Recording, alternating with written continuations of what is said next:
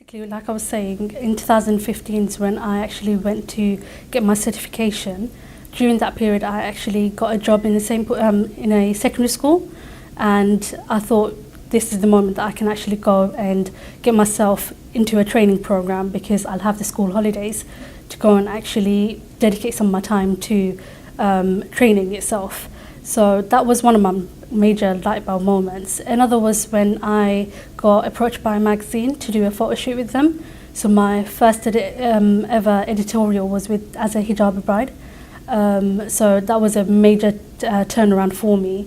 I got so much more clientele through the fact that I actually advertised my work through the magazine.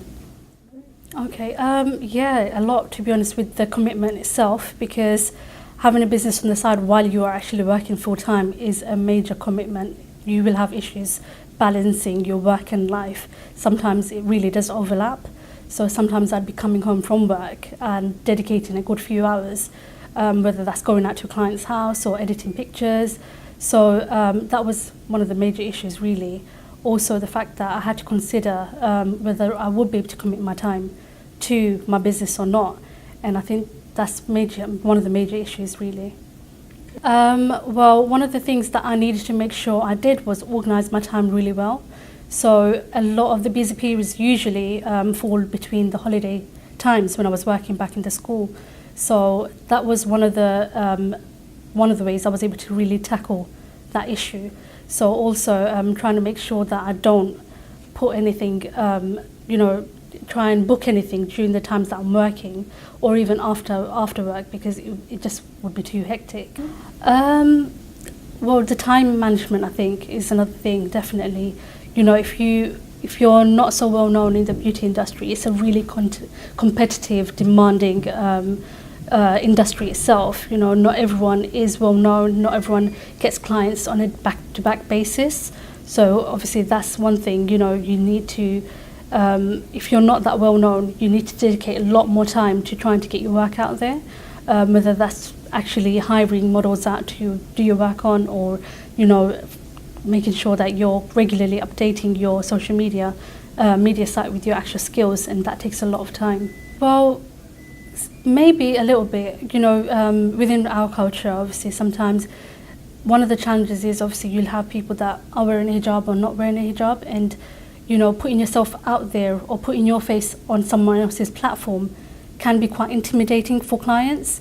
And obviously, as a makeup artist or a beauty artist, you need to put your work out there on your social media networking sites itself. So I think, you know, convincing people, being a people person, you're able to talk to them and reassure them that their face is not being put out there to, you know, extort them or in a scandalous way in general.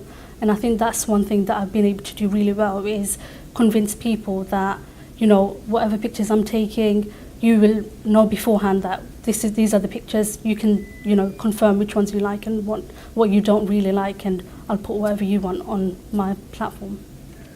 Oh, that's a good one. Support-wise, I think not exactly. I wouldn't say it's complete support, but the feedback I get from my clients.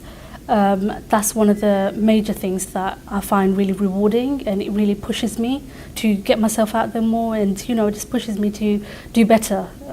So, you know, getting the reactions from my clients after I've worked on them, or getting them, you know, calling me or text me afterwards telling them that, you know, I've made a customer for life kind of thing. You know, I've had a lot of loyal clients, and that really pushes me, and I think that's a big support to me as well.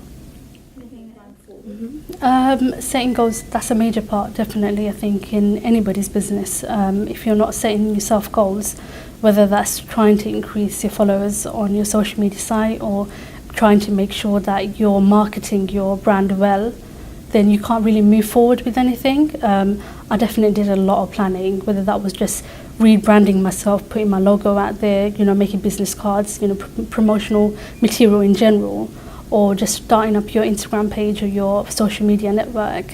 You need to plan a lot ahead before you do anything, really, to try and get yourself out there.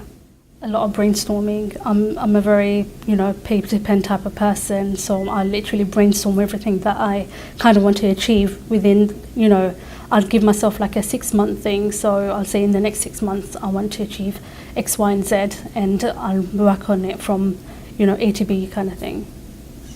Well, one of my short-term goals, that's a good question, from a previous goal I'd probably say, is trying to make sure that I network with other businesses. That was a short-term goal for me, because I was able to contact businesses quite quickly through Instagram. So everyone's got their direct messaging. So trying to make sure that I create myself and affiliate myself with other brands. So one would be a jewelry brand that I knew. So getting promo codes from them, affiliating my brand with them was a really big thing, because you get featured through them as well. That was a marketing ploy for me. A long-term thing for me probably would be trying to get my name, out there even more, whether that's through the word of mouth, whether that's through promotional flyers, or other businesses obviously promoting me. Future me, well, associated with the business, I think I see myself teaching other budding artists, really. I think that's something that I really aspire to. Is I've always been told I'd be a really great teacher, probably not within education. So I think I definitely would want to teach other fellow artists, new artists. I think that's where I see myself, and that's a future goal for me.